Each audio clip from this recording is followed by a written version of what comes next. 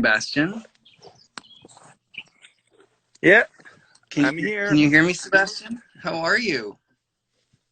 I'm great, thanks. This is so cool. I was expecting the straw hat, but I love the hat you're wearing. What is the emblem on the front? So it's friends of mine from Marseille. They rejuvenated a surf brand from the 70s. It's called Johnson Island. You are the And this coolest is guy with the coolest friends. That's and awesome. it's like an octopus.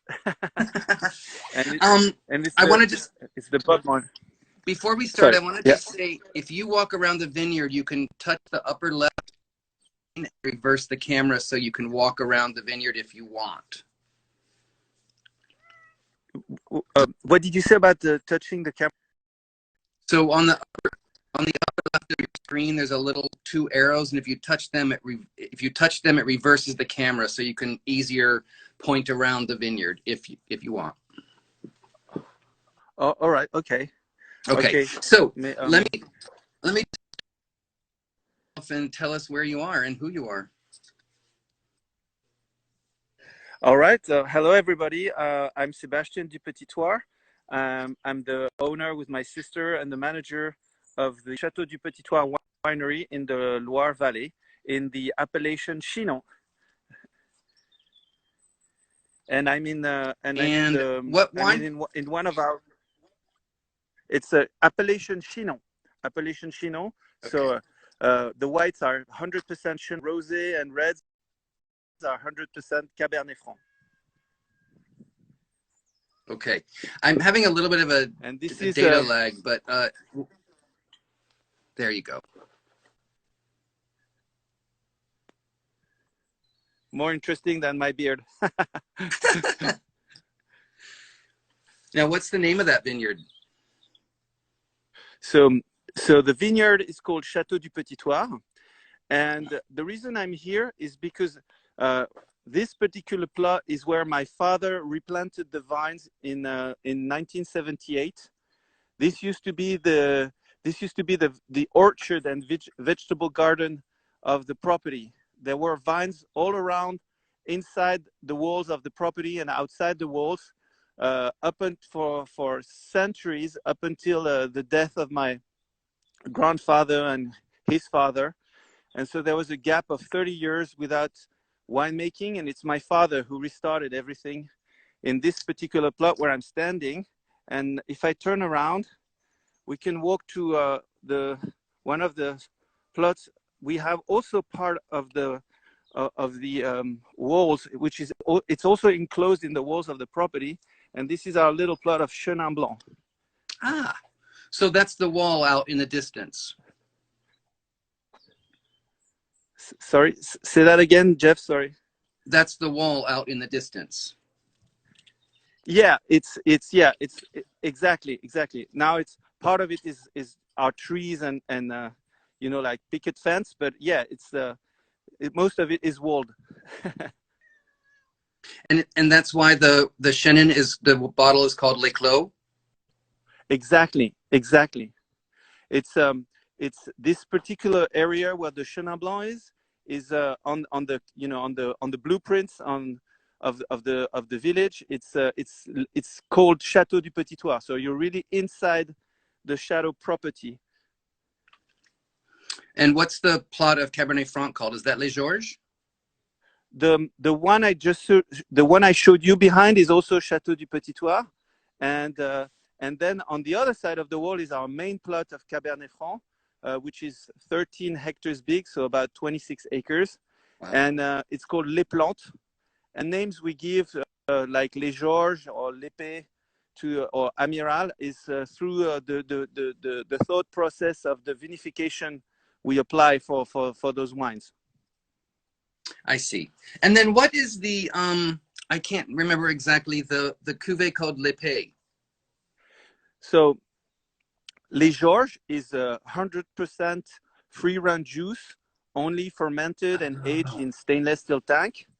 Whereas L'Épée, depending on the quality of the vintage, we're gonna either age it in stainless steel tank, or some of it in used oak barrels. And the main difference with Les Georges is we add 1/3 of pressed wine in the blend, as opposed to 100% free run for Les Georges.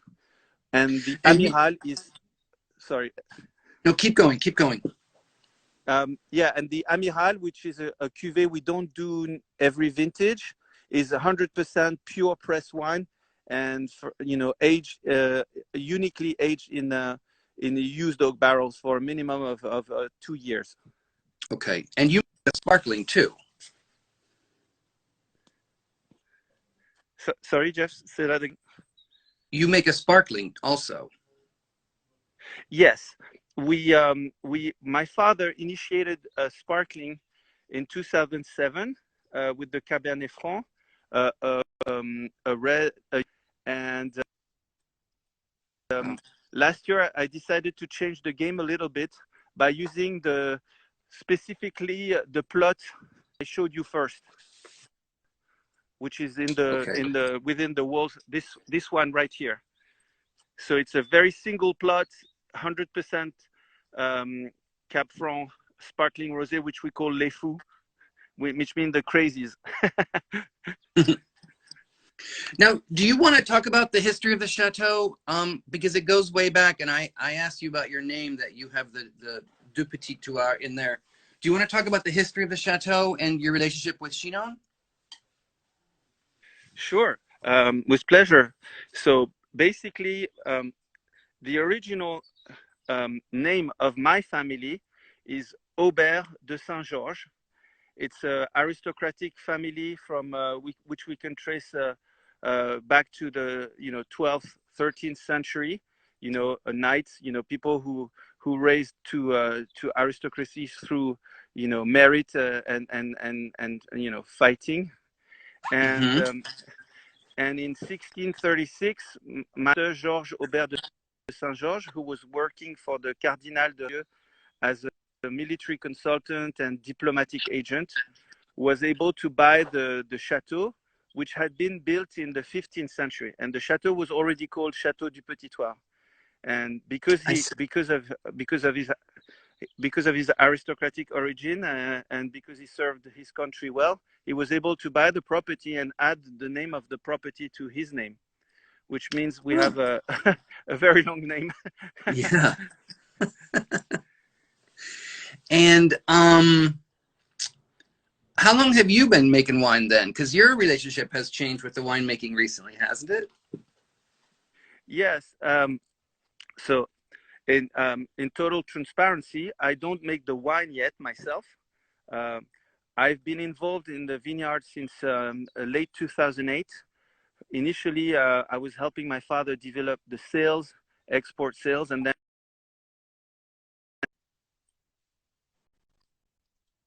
when my father passed away in 2017, I became the owner with my sister, and I'm the sole manager and my goal is to my involvement and the involvement of my wife Darcy is to transition to organic. We started our organic transition last year.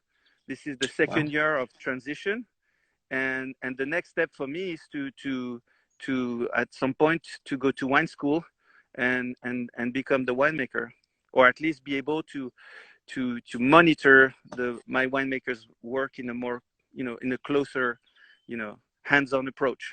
I'm already involved in when we taste the wines, and I say what I want, which is why we did the crazies. It was already something trying to really push the expression of the terroir and the identity of the wines. Going organic also was a very strong is a decision that matured from conversation I had with Darcy and with other winemakers from Chinon. The Loire is very, very dynamic in terms of organic and biodynamic viticulture. So exchanging with friends is a very healthy process, in terms of, what is your goal, what is your ambition for the wine to make the best possible wine with the terroir you're given. I'm going to put the Loire up here. So you're the first to the left or closest to me is the Atlantic Ocean, and then Nantes. And Chinon is the first of the green section there. Can you We're explain to sort of people in the yeah. go ahead. I think you're going to say you're right in the middle there exactly. But can you explain Yeah. how Chinon is different from other appellations in the Loire Valley? Well, we you know, my first the first part of my answer would be to say we have a lot of things in common with Bourgueil and Saumur because we grow the same. I think what makes Chinon so special is the nature of the terroir, and how, you know, the diversity of terroir in the Chinon appellation in the various sectors, whether you're talking about Cravant, Panzou, Beaumont, Véron, Chinon, us on the diversity of terroir. You know, some have, you know, sand beds, some have gravel beds, some have pure limestone. Here we have clay and limestone, and this combination and with the weather and the river creates a very unique, you know, unique expression of Chenin Blanc and Cabernet Franc. I want to, anytime you want, you can turn around the camera because I like seeing your face because then it's like I'm having a chat with my friend. There you go. Sorry. Very nice. And can you explain what happens at this time of year in the vineyard and how, or in your life normally, and how it's different under the quarantine? Of course. Well, so right now, in terms of the cycle of production of the grape, we had to, you know, because we had a lot of rain and sun. It was a very intense, you know, end of the pruning season. It was all about also, you know, then we had to, you know, take out all the twigs that had been cut, and now we are you. This is my daughter Elizabeth. Say hello. Hello. Hi. She's bringing me. No,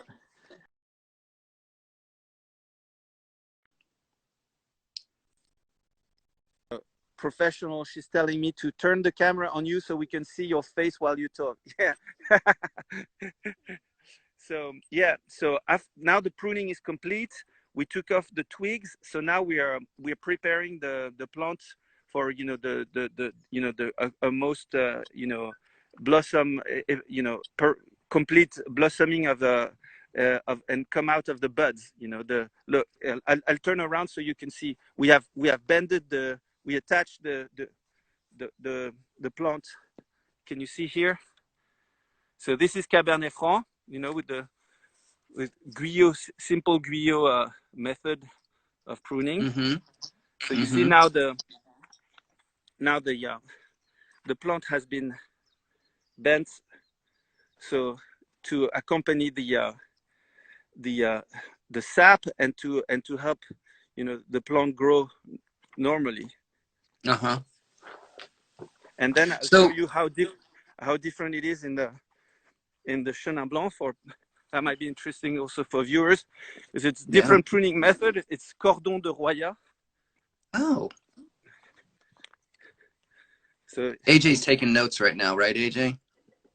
See how the plant. So as you can see, you know, there's a lot more sun on this plot here.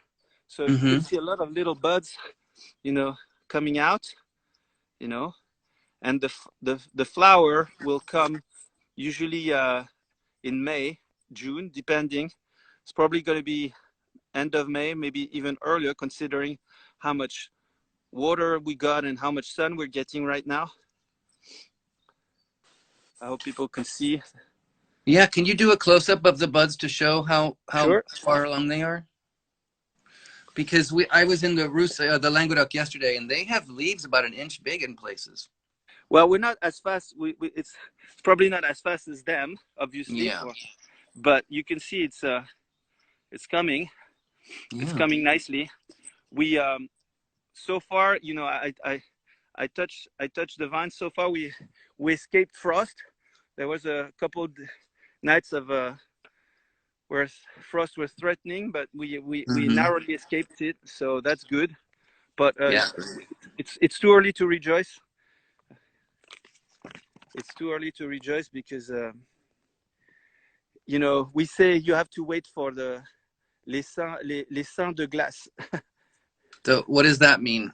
Here it's It's the first days. It's the days of May, and past those days, you can consider there's not going to be frost, yeah, we and we have I have. think May 1st here. People say don't plant your garden until Mother's Day, which is like the first week in May. Well, that's pretty much this. Yeah, that's it. That's Yeah. how it translates. And so, in terms of how the virus is affecting things, well, it's mostly trade that is completely killed, as you know. Um, I'm very fortunate that my guys have agreed to continue working. I think the environment, the fact that they are working outside, that there's a, you know, they work in separate ranks, creates a self distanciation that makes it possible for them to work and avoid, you know, risks. Hmm. But yeah, it's we feel the stress. And especially in terms of business, simply because, you know, my wonderful importer was supposed to ship a huge order end of March, and of course everything is on hold. All right. I wondered about that. Well, hopefully So that will get back to normal sooner than other things. yes, I mean, uh, I guess I'm lucky. I mean, I don't want to speak too soon, but I'm optimistic because I'm lucky to have to work with Rosenthal, and they're great professionals. They're, Yeah. you know, a big company, and so. But I don't know how they're. You know, I'm sure they're, you know, heavily affected, like the restaurant industry and the hotel industries and many industries. So we'll see. But I want to remain hopeful. You know, there's good wine that's been bottled. You know, we have Les Georges 18. It's a beast. Uh-huh. Oh, We great. have the Chenin Blanc 19. It's lovely, very ripe.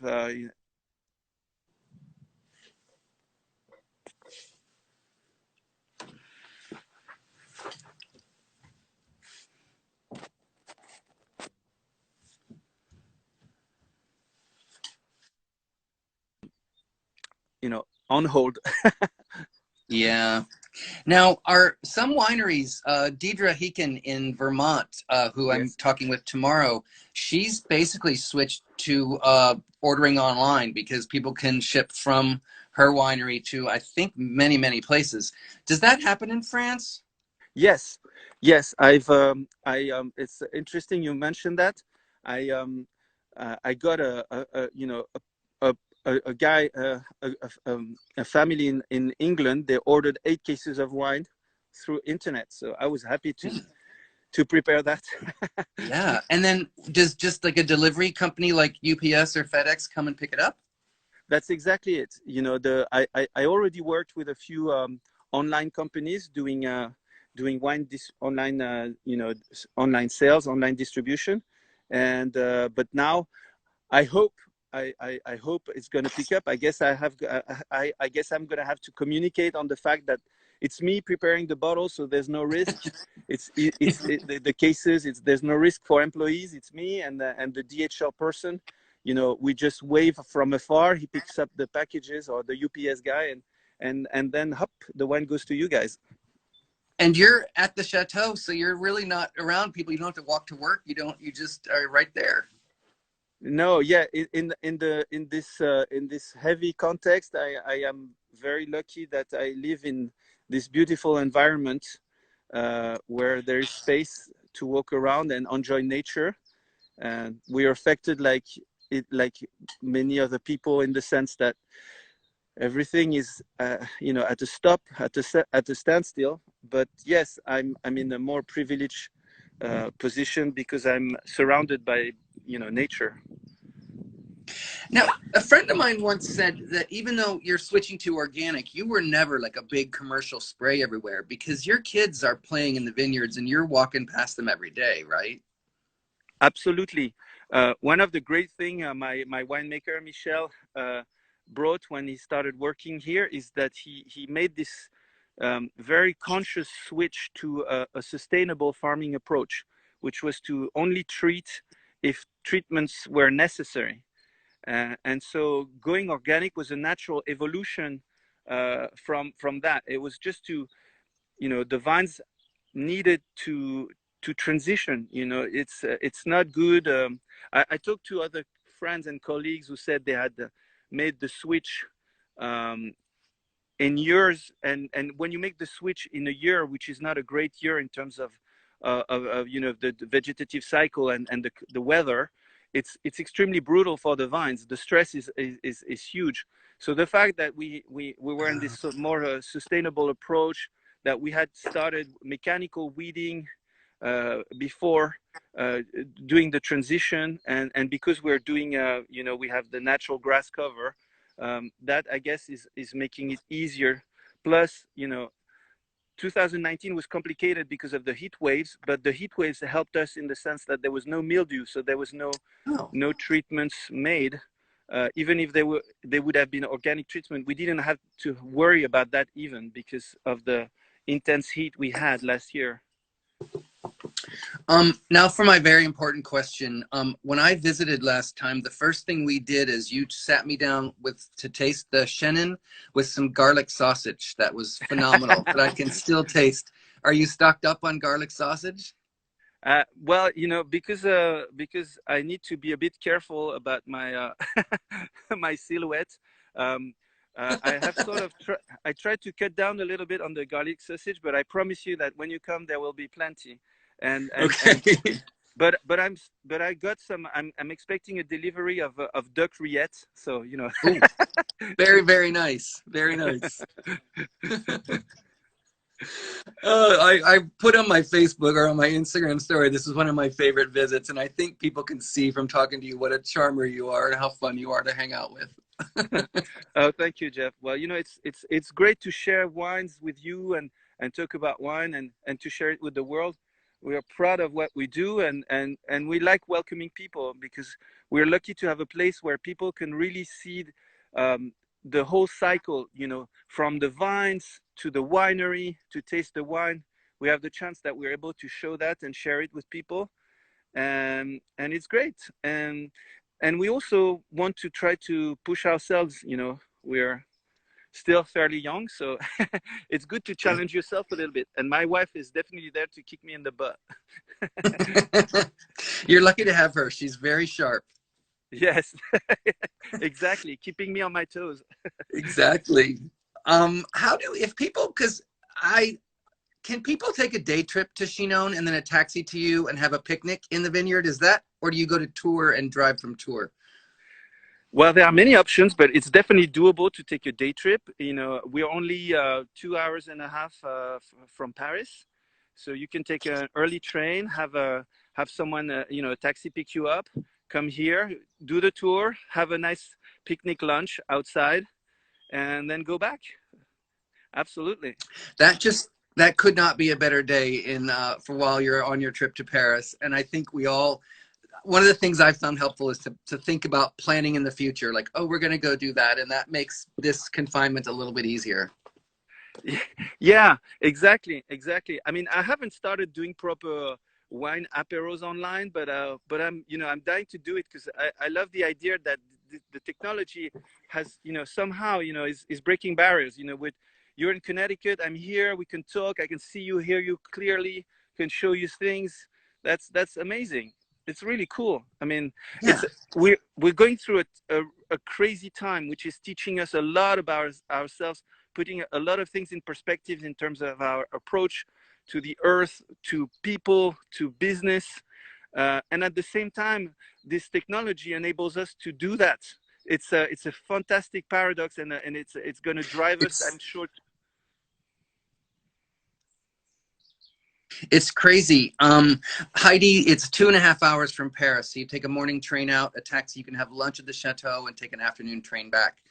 Part of the reason I wanted to do this is people are cooped up inside. I'm inside because it's raining today, and it's just nice to see outside, and there's a lot of virtual happy hours. So I thought show the vineyard and where it comes from, and to feature some friends like you whose wine a lot of people might not know. And Yes. then also, you know, what has given me some optimism is my friend in Gaillac said the vines don't stop. So you guys have to still keep up pruning and plowing and training the vines and all that. So there is an optimism that the vines are going to continue. There will be a vintage this year. There's going to be a delay in getting it, but thinking forward is good. Yeah, no, exactly. We cannot stop. I mean, if we stop, it dies. You know, I mean, it's a bit extreme. It doesn't die, but you get my meaning. So yeah, we cannot stop. We have to do everything it takes to make it happen. We cannot afford to lose the vintage. I'm just walking to a cherry tree because we love that cherry tree, and I think it's a nice sight for the eyes. I'd love to see it. There used to be more flowers a week ago, but it's still a pretty sight. Oh my goodness! Now, is that an orchard or just the one cherry tree? It's the one cherry tree, but the cherries that from that tree are pretty delicious, and we have to fight the birds. They're very quick to get them. Now, where are you? Are you back by the guest house? Yeah, exactly. Here's the guest house. Okay, and people can rent that, can't they, one day? Absolutely. You know, I think the minimum stay is 3 days. But yeah, you wake up and you can see the vines in the most quiet. That's incredible. And I gotta say, driving around out there is my favorite thing in the world. Rent a car. It's 20 minutes to Saumur, an hour to Vouvray, I think, and it's just fantastic.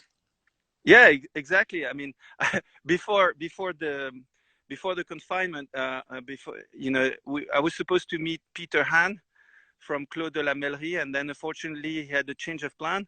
But that's definitely someone I want to go and visit when we can move a bit more freely, because I really like his wines. I mean, we're lucky, as you said. It's so many great winemakers around. Yeah, exactly. So many. Oh, I have to say hi from Lanier and Randy, who came out for their honeymoon last year. Yeah, they were so nice. We had a great time with them. They went to for some reason they didn't taste the Les Clos Blanc, so I gave them a bottle at Waverly when they got back. And they're in LA right now. They were able to go and stay in they have a house in LA or something, and so they're all safe, but they said to say hi. Oh, that's kind of them. Well, I look forward to sharing more Chenin Blanc with you guys. Yes, for sure. I will let you go, Sebastian. It is so nice to see your face. Please give my love to your family. And this, I got to say, the upside is there's a future in this online chatting. It's a way to see friends more easily and more frequently, hopefully. Yeah, indeed. Jeff, thank you for offering to do this. It's so much fun. Really enjoyed it. It was great to see you and talk to you. And I can't wait to be back in New York and you to take us to one of your secret restaurants. Like, yes, exactly. Nicole, I do have these wines at the restaurant, so we'll be seeing them very soon this summer. Sebastian, be well. Give my love to your family, and keep on trucking. Yeah, you too. Bye. Bye.